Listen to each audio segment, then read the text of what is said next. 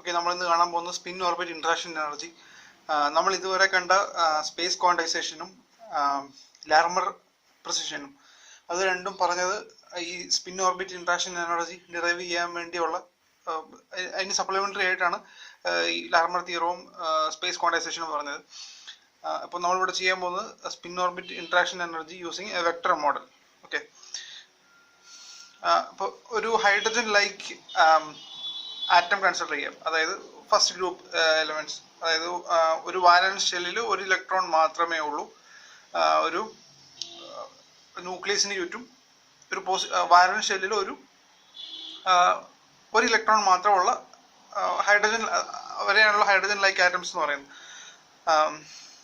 Single electron moves in A central force field with orbit. Okay, അപ്പോൾ ഒരു hydrogen like atom, അതായത് വാലൻസ് ഷെല്ലിൽ ഒരു ഇലക്ട്രോണേ ഉള്ളൂ, അതൊരു സെൻട്രൽ ന്യൂക്ലിയസിന് ചുറ്റും റിവോൾവ് ചെയ്യുന്നു.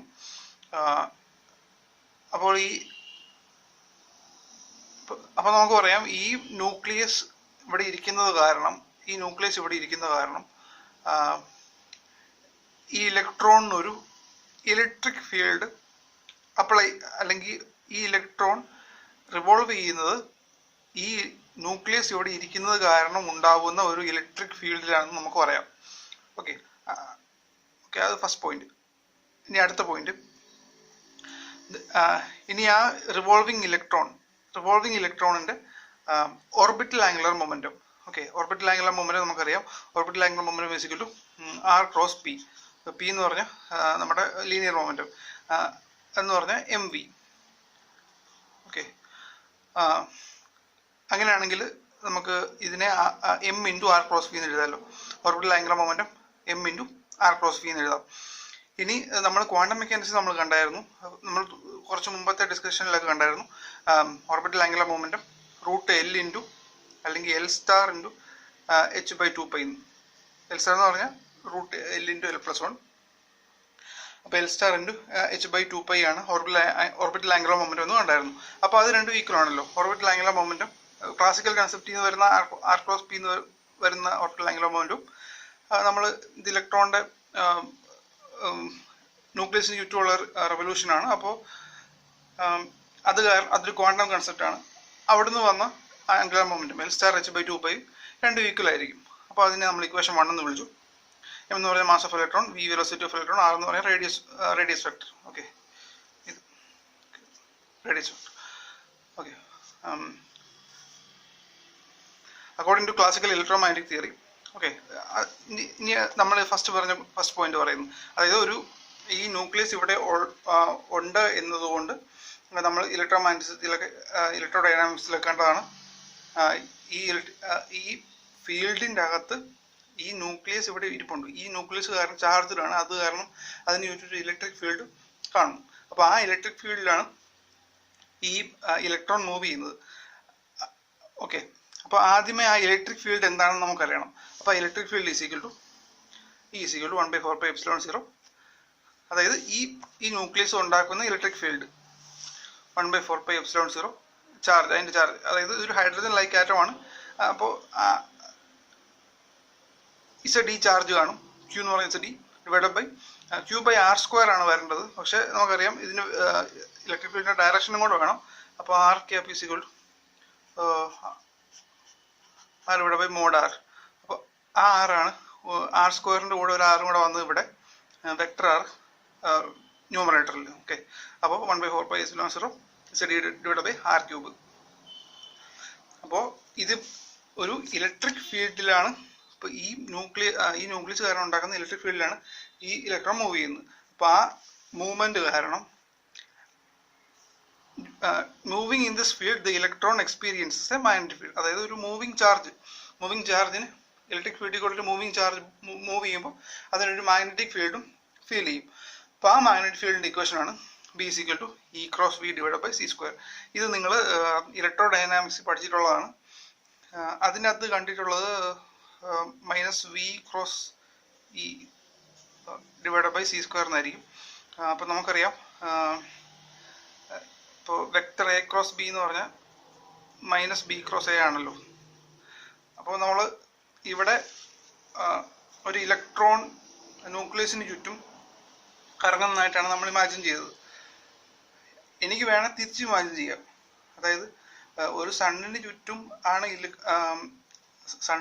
ആണ് നമ്മളെ എർത്ത് കറങ്ങുന്നത്.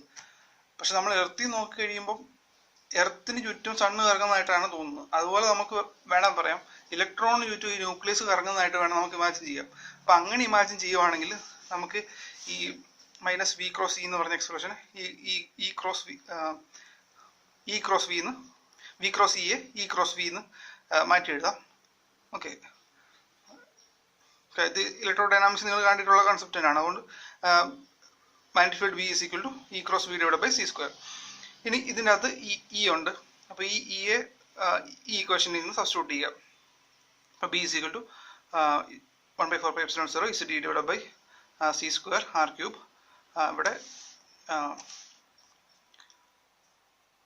ഇവിടെ വെക്ടർ ആർ ആണ്, ആർ ക്രോസ് വി. ഓക്കെ, ഇനി നമ്മൾ നേരെ ഈ ഇക്വേഷനിലേക്ക് പോവുക.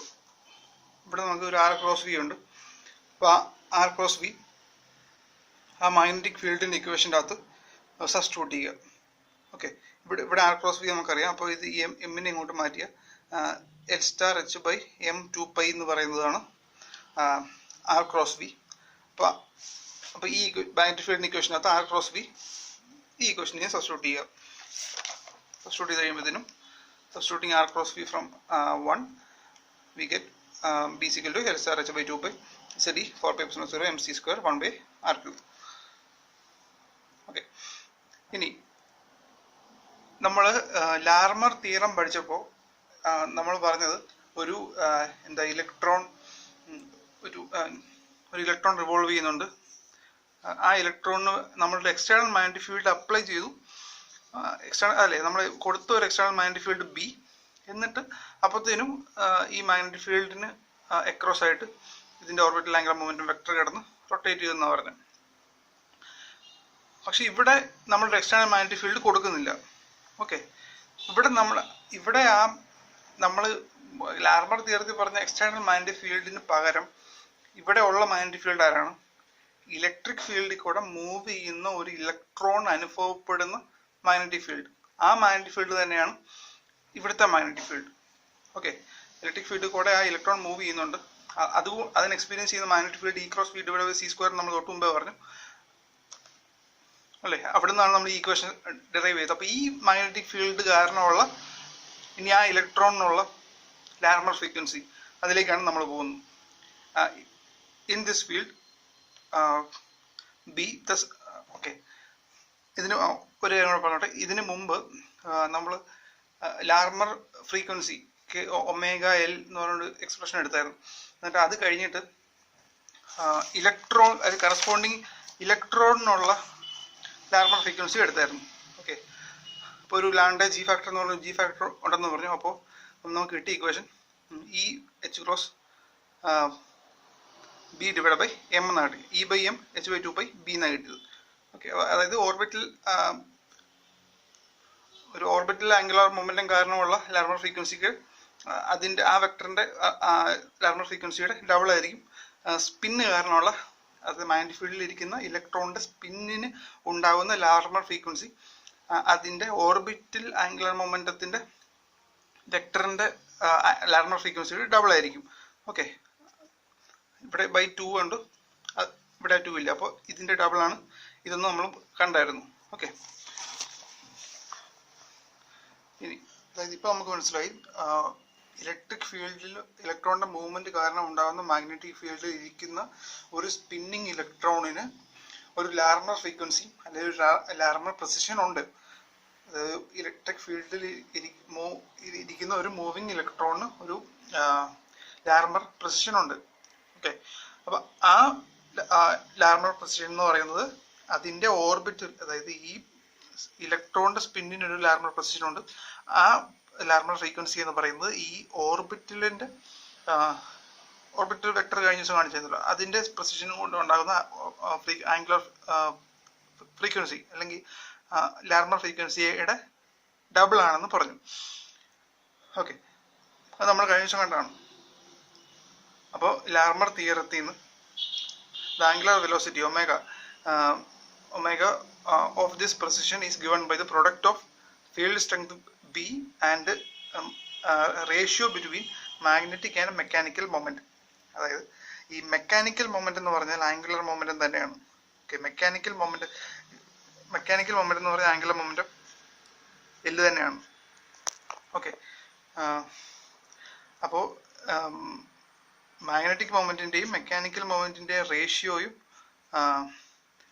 മാഗ്നറ്റിക് ഫീൽഡും തമ്മിലുള്ള പ്രൊഡക്റ്റാണ് ആംഗുലർ വെലോസിറ്റി അല്ലെങ്കിൽ ലാർമർ ഫ്രീക്വൻസി ഒമേഗ എന്ന് പറയുന്നത്. ഓക്കെ, ആംഗുലർ വെലോസിറ്റി എന്ന് പറയുന്നത് തന്നെയാണ് ലാർമർ ഫ്രീക്വൻസി എന്ന് പറഞ്ഞായിരുന്നു കഴിഞ്ഞ ദിവസം. അപ്പോൾ omega is equal to mu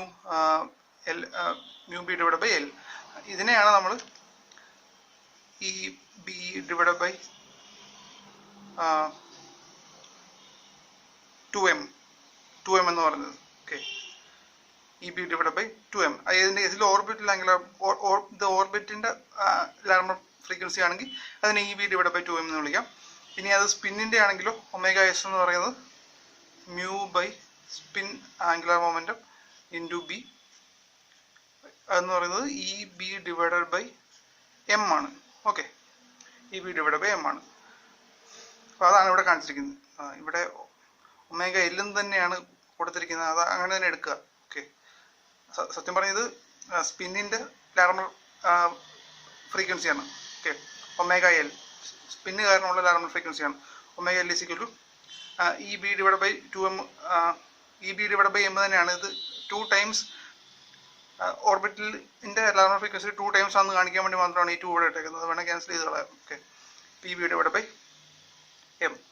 ഇനി നമ്മൾ മുമ്പേ കണ്ടുപിടിച്ച് ബി ഇവിടെ ഉണ്ട്. ആ ബിന്റെ അകത്തോട്ട് സബ്സ്റ്റിറ്റ്യൂട്ട് ചെയ്യുക. Okay, B is equal to ആ ഇക്വേഷൻ അതേപടിയാണ് സബ്സ്റ്റിറ്റ്യൂട്ട് ചെയ്യുക into E by M. Okay, അതായത് ഇപ്പോൾ മനസ്സിലായി. അതായത് ഓർബിറ്റൽ കാരണമുള്ള ലാർമർ ഫ്രീക്വൻസിയുടെ ഡബിൾ ആണ്. This is twice of the ordinary Larmor frequency. Ordinary Larmor frequency എന്ന് പറഞ്ഞാൽ ഓർബിറ്റൽ ആംഗുലർ മൊമെന്റത്തിന്റെ വെക്ടറിന്റെ റൊട്ടേഷൻ കാരണമുള്ള, അതായത് കഴിഞ്ഞ ദിവസം പറഞ്ഞ ഓർബിറ്റൽ ആംഗുലർ മൊമെന്റത്തിന്റെ റൊട്ടേഷൻ കാരണമുള്ള ഫ്രീക്വൻസിയാണ് നമ്മൾ ഓർഡിനറി ലാർമർ ഫ്രീക്വൻസി എന്ന് വിളിക്കുന്നത്. അപ്പോൾ അതിന്റെ ഡബിൾ ആയിട്ടാണ് നമുക്ക് സ്പിന്ന് കാരണമുള്ള ലാർമർ ഫ്രീക്വൻസി കിട്ടിയത്.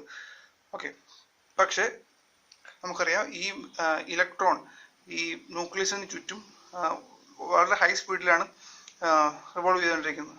ഓക്കെ, അപ്പോൾ ഇതിൻ്റെ റിലേറ്റിവിസ്റ്റിക് കറക്ഷനും കൂടെ വേണം. ഓക്കെ, അതായത് നമ്മൾ എടുക്കുന്ന ഓർഡിനറി ടൈമോ അതൊന്നും ഈ ഇലക്ട്രോണിൻ്റെ ഈ വളരെ ഹൈ സ്പീഡിലുള്ള ന്യൂക്ലിയസിന് ചുറ്റുമുള്ള കറക്കത്തെ ഡിഫൈൻ ചെയ്യാൻ പോരാ. അപ്പോൾ അതിനൊരു റിലേറ്റിവിസ്റ്റിക് കറക്ഷനും കൂടെ വേണം.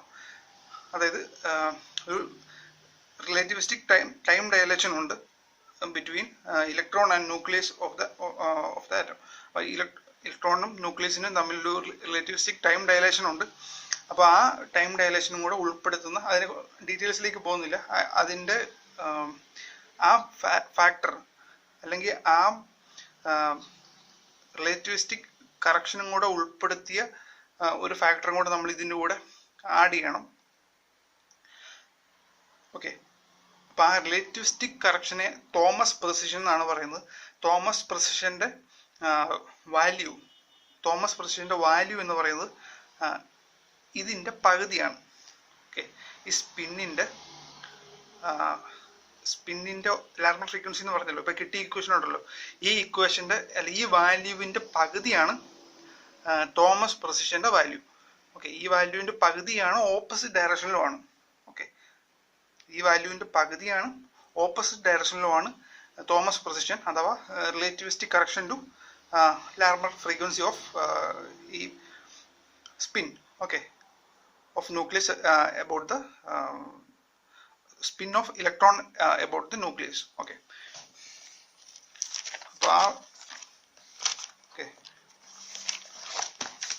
അപ്പോൾ Larmor relativistic position omega T, അത് Larmor Thomas position angular velocity. Okay, അത് 1/2 ആൻഡ് ഒരു അതിൻ്റെ പകുതിയായിരിക്കും ഓപ്പോസിറ്റ് ഡയറക്ഷനിലായിരിക്കും.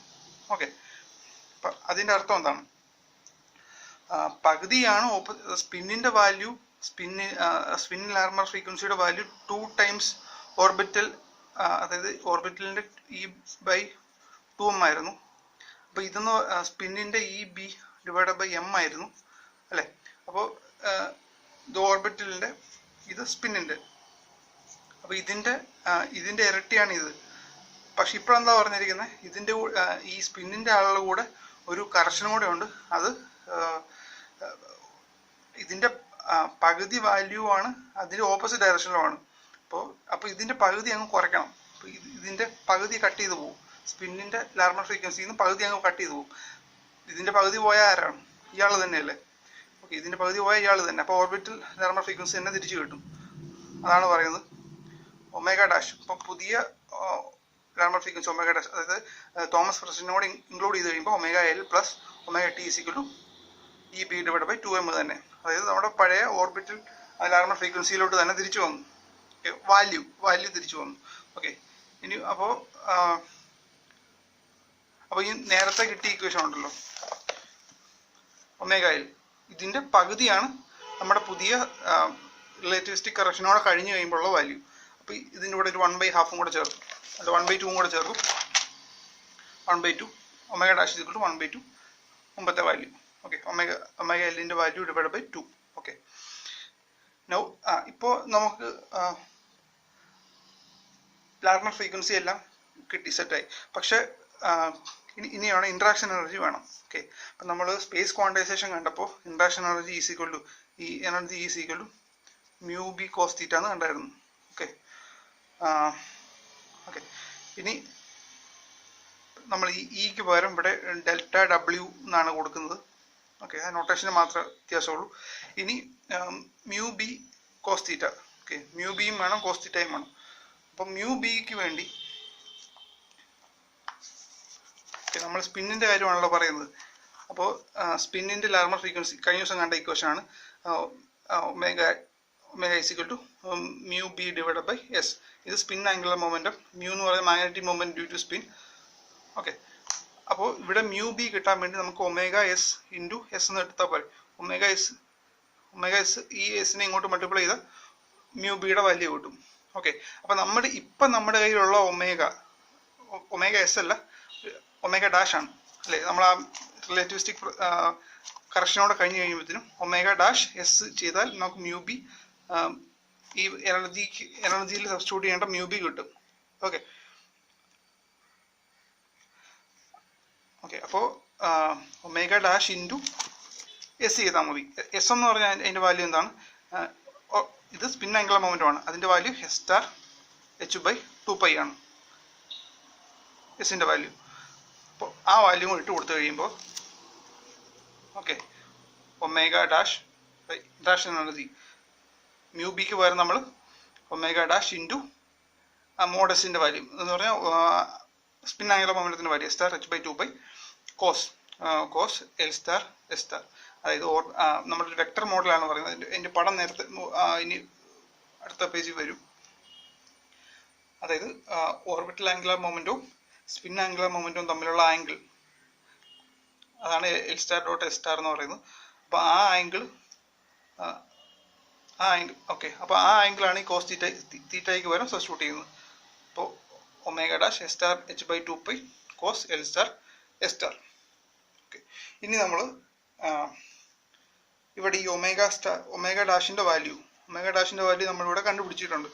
ആ വാല്യൂ നമ്മൾ തിരിച്ച് സബ്സ്റ്റിറ്റ്യൂട്ട് ചെയ്യുന്നു. അതായത് നമ്മൾ ഈ ഇക്വേഷനിലോട്ട് ഒമേഗ ഡാഷിൻ്റെ വാല്യൂ സബ്സ്റ്റിറ്റ്യൂട്ട് ചെയ്യുന്നു. സബ്സ്റ്റിറ്റ്യൂട്ട് ചെയ്ത് കഴിയുമ്പോഴത്തേനും നമുക്ക് ഇങ്ങനെ കിട്ടി. ഓക്കെ, സബ്സ്റ്റിറ്റ്യൂട്ട് ചെയ്ത് നോക്കിയാൽ ഇതേ വാല്യൂ ആയിരിക്കും കിട്ടുന്നത്. ഓക്കെ, ഇനി ഇവിടെ നോക്കി അറിയാം. ഇപ്പോൾ നമുക്ക് interaction energy ΔW spin orbit interaction എനർജിയുടെ വാല്യൂ ആണ് ഈ കാണുന്നത്. പക്ഷെ ഇതിൻ്റെ അകത്ത് ഇവിടെ നോക്കി അറിയാം, Z ആറ്റമിക് നമ്പറാണ്, ഇയുടെ വാല്യൂ അറിയാം, എമ്മിൻ്റെ വാല്യൂ അറിയാം, സിയുടെ വാല്യൂ അറിയാം. ഈ വാല്യൂകളൊക്കെ നമുക്കറിയാം. ആറിൻ്റെ വാല്യൂ അറിയാം, 4πε0 ഈ വാല്യൂകളെല്ലാം അറിയാം. പക്ഷെ നമുക്കറിയാത്ത ആറിൻ്റെ വാല്യൂ അറിഞ്ഞുകൂടാ. ഓക്കെ, ഇത്രയും വാല്യൂ അറിയാം. പക്ഷെ ഈ ആറിൻ്റെ വാല്യൂ അറിഞ്ഞുകൂടാ. 1/4πε0 അറിയാം. ഈ L*S* cos L*.S*. ഓക്കെ, ഇതിൻ്റെ വാല്യൂ അറിഞ്ഞുകൂടാ. അപ്പോൾ 1/r ഈ ആറിൻ്റെ ഈ വാല്യൂ അറിഞ്ഞുകൂടാ, ഈ വാല്യൂ അറിഞ്ഞുകൂടാ. അപ്പോൾ പറഞ്ഞുകൂടാത്ത ഈ രണ്ട് വാല്യൂ അത് രണ്ടും ഇനി കണ്ടുപിടിക്കണം. ഓക്കെ, എങ്കിലേ നമുക്ക് ഇൻട്രാക്ഷൻ എനർജി കംപ്ലീറ്റ് ആവത്തുള്ളൂ. അപ്പോൾ ആദ്യമേ 6 കണ്ടുപിടിക്കണം, പിന്നെ ഈ വാല്യൂ കണ്ടുപിടിക്കണം. ഓക്കെ, അപ്പോൾ 6 കണ്ടുപിടിക്കാൻ വേണ്ടി 6 എന്ന് പറഞ്ഞാൽ ഇലക്ട്രോൺ ന്യൂക്ലിയർ ഡിസ്റ്റൻസ് ആണ്. അപ്പോൾ അത് എന്തിനെയൊക്കെ ഡിപ്പെൻഡ് ചെയ്യും? അത് ഡിപ്പെൻഡ് ചെയ്തിരിക്കുന്നത് ആറ്റമിക് നമ്പർ എത്രയാണെന്ന് ഡിപ്പെൻഡ് ചെയ്യും, principal quantum number n, orbital angular momentum quantum number l, ഇതിനെല്ലാം ഡിപ്പെൻഡ് ചെയ്തായിരിക്കും ഈ വാല്യൂ ഇരിക്കുന്നത്. പക്ഷെ നമ്മൾ ഈ സ്പിൻ ഓർബിറ്റ് ഇൻട്രാക്ഷൻ, ഓക്കെ, ഈ 6 എന്ന് പറയുന്നതിന് സ്പിൻ ഓർബിറ്റ് ഇൻട്രാക്ഷൻ വഴിയാണല്ലോ അല്ലേ, അതാണല്ലോ നമുക്ക് കണ്ടുപിടിക്കേണ്ടത്. അപ്പോൾ സ്പിൻ ഓർബിറ്റ് ഇൻട്രാക്ഷനിൽ ഈ 6ൻ്റെ വാല്യൂ, അല്ലെങ്കിൽ 6 എന്ന് പറഞ്ഞാൽ ആ ഓർബിറ്റിലേക്കുള്ള ദൂരമാണല്ലോ, ഏത് ന്യൂക്ലിയസിൽ ആ ഓർബിറ്റ് ഇലക്ട്രോൺ റിവോൾവ് ചെയ്യുന്ന ഓർബിറ്റിലേക്കുള്ള ദൂരമാണല്ലോ 6. അപ്പോൾ ഈ സ്പിൻ ഓർബിറ്റ് ഇൻട്രാക്ഷൻ മൂലം ഈ 6-നുണ്ടാവുന്ന മാറ്റം വളരെ ചെറുതാണ്. ഓക്കെ, സ്പിൻ ഓർബിറ്റ് ഇൻട്രാക്ഷൻ മൂലം ഈ 6-നുണ്ടാവുന്ന വാല്യൂ വളരെ ചെറുതാണ്. അപ്പോൾ ചെറിയ വാല്യൂകളെ ഇവാലുവേറ്റ് ചെയ്യാനാണ് നമ്മൾ പെർട്ടുർബേഷൻ തിയറി ഉപയോഗിക്കുന്നത്. അത് ക്വാണ്ടം മെക്കാനിക്സിൽ നിങ്ങൾ പഠിച്ചിട്ട് കാണും, അല്ലെങ്കിൽ പഠിക്കാൻ പോകുന്നതായിരിക്കും. പെർട്ടുർബേഷൻ തിയറി എന്ന് പറഞ്ഞാൽ ഇപ്പോൾ നമുക്കൊരു ഈ പെൻ ഇവിടെ ഉണ്ട്. ഞാനിതിനെ ഒരു ഫോഴ്സ് അപ്ലൈ ചെയ്തു. ഓക്കെ, ഫോഴ്സ് അപ്ലൈ ചെയ്തിട്ട് ഇതിന് ഇനീഷ്യൽ പൊസിഷനിൽ നിന്ന് മാറ്റങ്ങളൊന്നും ഉണ്ടാകുന്നതായിട്ട് നമുക്ക് കാണാൻ പറ്റുന്നില്ല. പക്ഷേ വളരെ മൈക്രോസ്കോപ്പിക് ആയിട്ട് ഇതിന് എന്തെങ്കിലും മാറ്റങ്ങൾ വന്നിട്ട് കാണാം. അപ്പോൾ ആ ചെറിയ മാറ്റത്തെ പഠിക്കാൻ വേണ്ടി ഉപയോഗിക്കുന്ന തിയറിയാണ് പെർട്ടുർബേഷൻ തിയറി. അതായത് ഈ മെയിൻ പൊസിഷനിൽ നിന്ന് ആ ചെറിയ ഫോഴ്സ് കാരണം എന്തോ ചെറിയ മാറ്റം ഉണ്ടായി, അതായത് ആ ഇനീഷ്യൽ പൊസിഷനിൽ നിന്നുണ്ടായ കറക്ഷൻ എത്രയാണ്, അല്ലെങ്കിൽ ആ ചെറിയ മാറ്റത്തെ പഠിക്കാൻ ഉപയോഗിക്കുന്ന തിയറിയാണ് പെർട്ടുർബേഷൻ തിയറി. ഓക്കെ, അപ്പോൾ നമ്മളതിൻ്റെ ഡീറ്റെയിൽസിലൊന്നും പോകുന്നില്ല.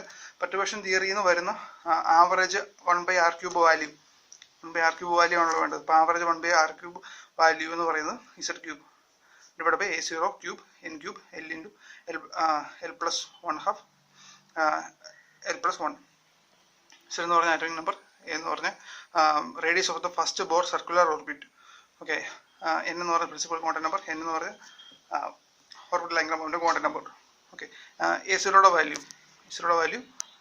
നമുക്കറിയാം ε0 h² divide by pi m(e²). Okay, first Bohr റേഡിയസിൻ്റെ വാല്യൂ SI യൂണിറ്റിലുള്ള വാല്യൂ ആണ് ഇപ്പോൾ കണ്ടത്. ഓക്കെ, ഇനി നമുക്ക് അടുത്ത് വേണ്ടത് അടുത്ത അൺനോൺ ആയിട്ടുള്ള അടുത്ത value L star cos L star S star. അതിനെ വെക്ടർ ആറ്റം മോഡൽ വെച്ചാണ് നമ്മൾ ചെയ്തത്. അപ്പോൾ നമ്മൾ എക്സ്റ്റേണൽ ഫീൽഡ് ഒന്നും കൊടുക്കുന്നില്ല. അപ്പോൾ ഇന്ന field free space both orbit and spin are free to move. അപ്പോൾ നമ്മൾ ഇത് ഫീൽഡ് ഫ്രീ സ്പേസ് ആണ്, നമ്മൾ എക്സ്റ്റേണൽ ഫീൽഡ് ഒന്നും കൊടുക്കുന്നില്ല. അപ്പോൾ അങ്ങനെയാണെങ്കിൽ ഈ L star എന്ന് പറഞ്ഞാൽ orbital angular momentum value, S star spin angular momentum value, അവർ റിസൾട്ടന്റ് J അറിയാലോ, J star റിസൾട്ടന്റ് അത് മുമ്പ് കണ്ടിട്ടുള്ളതാണ്. J സ്റ്റാറിന് ചുറ്റും ഒരു precessional motion. Okay, S star and S star will precess around their mechanical resultant J star. Okay, by law of conservation of angular momentum, this resultant J star and hence the angle between L star and S star must remain invariant. Okay, ഇപ്പോൾ law of conservation of angular momentum അനുസരിച്ച് L സ്റ്റാറും S സ്റ്റാറും തമ്മിലുള്ള വാല്യൂവോ J സ്റ്റാറോ മാറാൻ പാടില്ല. Okay, അപ്പോൾ അങ്ങനെയാണെങ്കിൽ അതായത് മോഷൻ നടന്നുകൊണ്ടിരിക്കുകയാണ്, അതിൻ്റെ ഇടയ്ക്ക് conservation angular momentum conservation law applied ആണ്. അപ്പോൾ മോഷൻ നടന്നുകൊണ്ടിരുന്നാലും അതിൻ്റെ തമ്മിലുള്ള L സ്റ്റാറും ഓക്കെ, ഇവിടെ L സ്റ്റാറിൻ്റെ പ്രൊസിഷൻ നടക്കുന്നുണ്ട്, S സ്റ്റാറിനും പ്രൊസിഷൻ നടക്കുന്നുണ്ട്, എബൌട്ട് J സ്റ്റാർ. ഓക്കെ, റിസൾട്ടന്റിന് ചുറ്റും പ്രൊസിഷൻ നടക്കുന്നുണ്ട്. പക്ഷെ ഇവർ തമ്മിലുള്ള ആംഗിൾ മാറാൻ പാടില്ല. L സ്റ്റാർ S സ്റ്റാറും തമ്മിലുള്ള ആംഗിൾ മാറാൻ പാടില്ല, because of law of conservation of angular momentum. Okay, അപ്പോൾ ഇതാണ് വെക്ടർ മോഡൽ വെച്ച് ഇവരുടെ നമ്മൾ എന്താണ് വേണ്ടത്, നമുക്ക് ഇത് കിട്ടാൻ വേണ്ടി, ഈ വാല്യൂ കിട്ടാൻ വേണ്ടിയാണ് നമ്മളിപ്പോൾ ഇത്ര എക്സ്പ്ലെയിൻ ചെയ്തത്. ഓക്കെ, അപ്പോൾ ഇനി നമുക്ക് ഇതിൻ്റെ അകത്ത് ആംഗിൾ മാറുന്നില്ല. അപ്പോൾ നമുക്ക് law of using cosine law ഉപയോഗിക്കാം. കൊസൈൻ ലോ ഉപയോഗിച്ചാൽ J star is equal to L star square plus S star square plus 2 LS cos L star S star. Cosine law നമുക്ക് അറിയാവുന്നതാണ്. അപ്പോൾ ഇതിൻ്റെ അന്ന് ഇതുണ്ട് L star S star cos L star S star. Okay, അത് തന്നെയാണല്ലോ നമുക്ക് വേണ്ടത്. അപ്പോൾ അതിനു വേണ്ടി ഇതിനെ അങ്ങോട്ട് മാറ്റുക. ഓക്കെ, മാറ്റി കഴിയുമ്പോഴത്തേനും J star minus L star minus S star divided by 2 എന്ന് കിട്ടും. ഓക്കെ, അപ്പോൾ നമുക്ക് വേണ്ട വാല്യൂ ആയി. ഓക്കെ, ഇനിയിപ്പോൾ ഈ വാല്യൂം കിട്ടി, ആറിൻ്റെ വാല്യൂം കിട്ടി, പെർട്ടുർബേഷൻ തിയറിയിൽ നിന്ന് 1/r³ വാല്യൂം കിട്ടി. ഇപ്പോൾ ഈ വാല്യൂം കിട്ടി. അതിനെ രണ്ടിനെയും കൂടെ എടുത്ത് നമ്മുടെ എനർജി ഇക്വേഷനിലേക്ക് സബ്സ്റ്റിറ്റ്യൂട്ട് ചെയ്യുക. ഓക്കെ, സബ്സ്റ്റിറ്റ്യൂട്ട് ചെയ്ത് കഴിയുമ്പോൾ കിട്ടുന്ന, വെറുതെ സബ്സ്റ്റിറ്റ്യൂട്ട് ചെയ്യുന്നത് മാത്രമേ ഉള്ളൂ, അപ്പോൾ കിട്ടുന്ന ഇക്വേഷനാണ് ഇത്. ഓക്കെ, ഇനി നമുക്കറിയാം റെഡ്ബർഗ് constant value m⁴ 8ε0 CH³. Okay, എല്ലാ SI യൂണിറ്റിലാണ് പറയുന്നത്. അപ്പോൾ m⁴ ഡിവൈഡ് ബൈ 8ε0² CH³ എന്ന് പറഞ്ഞാണ് റെഡ്ബർഗ് കോൺസ്റ്റന്റ്. അപ്പോൾ അതും fine structure constant value α = E² divide by 4πε0 h⁻c ആണ്. അപ്പോൾ അതിൻ്റെ സ്ക്വയർ എടുത്ത് കഴിയുമ്പോഴത്തേനും ഈ വാല്യൂ വരും, E⁴ 4πε0² c² h². ഓക്കെ, ഇവിടെ h കെട്ടാണ്. ഓക്കെ, ഇവിടെ നോർമൽ h മാത്രമേ ഉള്ളൂ. ഓക്കെ, അപ്പോൾ ആ രണ്ട് നമുക്ക് ഇത് രണ്ടും ഇതിൻ്റെ അകത്ത് സബ്സ്റ്റിറ്റ്യൂട്ട് ചെയ്യാം. സബ്സ്റ്റിറ്റ്യൂട്ട് ചെയ്ത് കഴിയുമ്പോൾ കുറേ വാല്യൂസൊക്കെ ഈ ആറിൻ്റെ അകത്തും α² ഇൻക്ലൂഡഡ് ആവും. അപ്പോൾ നമ്മുടെ ഇക്വേഷൻ ഇങ്ങനെയാവും, r⁴ Rydberg constant α² CH⁴ divide by n³ L L+½ L+1 into J⁴² L⁴² minus S⁴² divide by 2. Okay, ഇതിനെ മൊത്തം ഇപ്പോൾ ഇതാണ് നമ്മുടെ ഇൻട്രാക്ഷൻ എനർജി. ഓക്കെ, അതിനെ മൊത്തം ഒരു HC വെച്ച് ഡിവൈഡ് ചെയ്യുവാണെങ്കിൽ നമുക്ക് കിട്ടുന്നതാണ് term shift in wave numbers. Okay, HC divide ചെയ്ത് കഴിയുമ്പോഴത്തേക്കും ഈ HC അങ്ങ് പോകും. അപ്പോൾ കിട്ടുന്ന value r⁴² is⁴ divide by n³ L into L+½ into L+1. Okay, ഈ ടേം അതോട് തന്നെ ഈക്വൽ ടു നമ്മളതിനെ ലാംഡ എന്നാണ്, ടേം ഷിഫ്റ്റിനെ നമ്മൾ ലാംഡ എന്നാണ് റെപ്രസെൻറ്റ് ചെയ്യുന്നത്. ഓക്കെ, ഇനി നമ്മൾ അടുത്ത ക്ലാസ്സിൽ ഇതിൻ്റെ ഒരു എക്സാമ്പിൾസ് ഒക്കെ കാണും. ഓക്കെ, അപ്പോൾ അബ്രഹാം സാറിൻ്റെ നോട്ടിൽ നിന്ന് ഇത് പറഞ്ഞതുമായിട്ട് ചെറിയ ചില വ്യത്യാസങ്ങളുണ്ട്. അപ്പോൾ നിങ്ങൾ ഏതാണ് കംഫർട്ടബിൾ അത് നിങ്ങൾ പഠിച്ചാൽ മതി. ഓക്കെ.